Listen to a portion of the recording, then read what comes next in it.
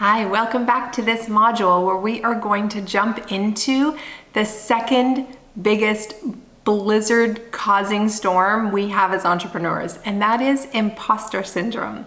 So there are many publications, the biggest publications that are talking about this right now, because really it is showing up as being the secret shame that almost every entrepreneur and really anyone who tries to do anything outside of the very small zone of comfort that we all have, they are going to bump into imposter syndrome.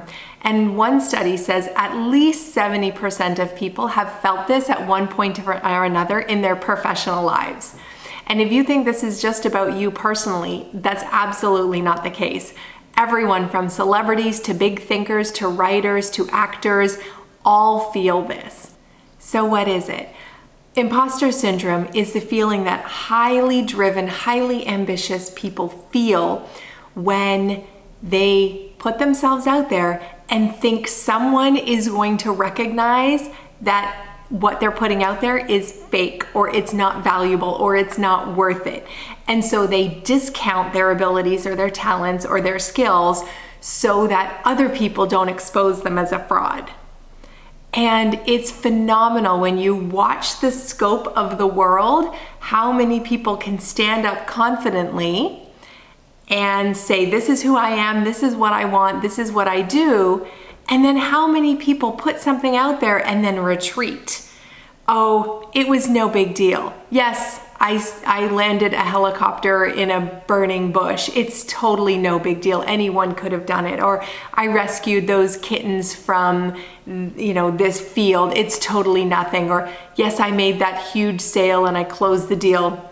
Anybody could have done it, right? We discount our skills and our abilities because we don't want to seem like we're bragging. But the secret shame is that we feel like an imposter. And if we come out and say, yes, I closed that huge deal, I was amazing, people would say, no, you're not amazing because all these other people contributed and everyone else did other things and you just showed up, and really, were you even instrumental? I don't know. And you screwed up the last deal, so I'm not sure about that. Right? We don't want rejection from our peers. We don't want rejection from anybody. So we don't put ourselves out there in any kind of way because we don't want to be cut down as being frauds, as being bigger than we are really, because somewhere in our essence, right? Somewhere in our soul, we actually don't think we're worth it. We aren't deserving it. And so what we fear in imposter syndrome as an entrepreneur actually reflects what we fear and worry about as people, because our entrepreneurial journey really just amplifies our own personal feelings. So if we personally don't feel worthy, if we personally feel like we're never enough, we're not good enough as a child, we're not good enough as a sports person, we're not good as a student, we're not good enough, then as an entrepreneur, we also won't feel good enough. And so we might over-deliver a lot. We might work ourselves to burnout a lot because we have that secret fear that we're not doing enough, that we aren't giving enough, that we ourselves are not enough. And so if you think 70% of high-achieving entrepreneurs feel that they're getting burdened and buried under the imposter syndrome feeling, you can rest assured that that number is actually higher. You can rest assured, because when you look at all the celebrities who have said things like, I have written 11 best-selling books and I received medals from presidents and ambassadors and world leaders, and I still think when I put another book out, it is not going to go well. It is not going to be well received, and people will say, she was never a good writer to begin with. That was Maya Angelou, right? The world-renowned poet and Nobel laureate. She doesn't feel good enough. It is just a very common space for us to live.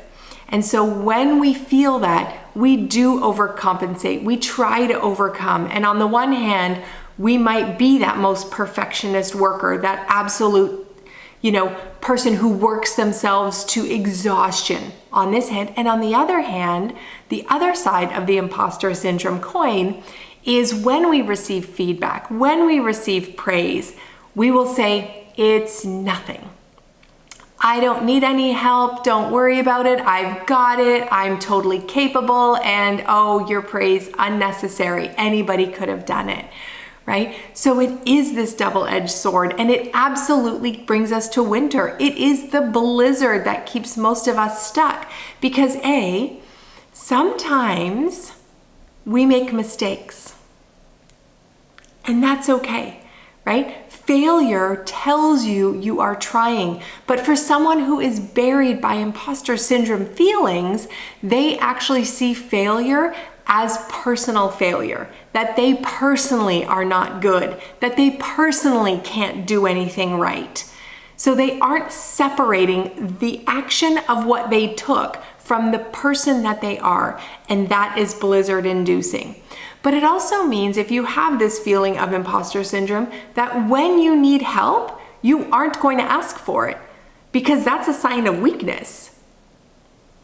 I'm not weak. I'm totally capable. I am totally okay on my own. I am my own island, right? And so you stay stuck longer, and you are in the winter longer and darker and more bitter winds around you because you are not asking for help. You are not saying, hey, can someone just help me out of this part of the storm? Because I really want to move out of here, right? Your refusal to accept help or even ask for help means that you're going to stay in the blizzard longer.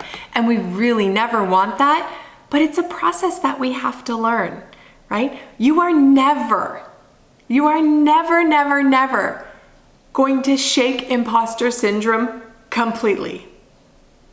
It's not going to happen because you will get to a point in your business that you need to do the next level of work in your business. Maybe that means you have to speak at a conference of 5,000 people, right? And you've never done that before. And whoa, look what shows up. Your inner critic comes out like a fierce beast saying, you have nothing good to say. Nobody wants to hear from you. You don't know what you're talking about. And then your inner critic takes over, and your imposter syndrome and your inner critic do this nasty dance in your brain, and you are literally a bundle of anxiety. You cannot just decide once you solve one piece of your imposter syndrome bubble, you are free and clear. You will always be working at it. But one thing I want you to think about is when it shows up, what are your feelings about it, right? And so on this slide, we are going to talk about that. If you say things like, they're going to find out I don't have what it takes. I had better be perfect or they will fire me on the spot. It's not about skills or talents. I just got lucky. They will realize they made a really big mistake. I really don't deserve this, and I don't even think I belong here, right? These are some of the imposter syndrome sentences that my clients have used, I have personally used, and I will probably use again, because once you have the feeling inside that you are not good enough for something, it will show up again and again, because it's a process to unravel all the reasons why you think you're not good enough in the first place. So on this slide, it asks you to write down what are your feelings of inadequacy and unworthiness. How does that show up for you? Where does imposter syndrome come in your business? Where is it that you put yourself out there and then you immediately get flooded with the feeling that someone's gonna find you out? That they are gonna peek behind the Wizard of Oz curtain and see you standing there and realize you are not the great Oz, but you are a tiny man in a dark box, right? You do not want that. So where does it show up for you? And what evidence do you have that proves you aren't a fraud? So we need to take the feelings that we have and the understanding that we have about our business, about our skills and talents and abilities, and we need to get active. And we need to say, I feel like I am going to publish this book and nobody will read it. And not only will no one read it, but the people who start to read it will think it's terrible and they will write me horrible reviews. That's the feeling. So what can you do to challenge that? Have you written other things that people have said, wow, this is really good?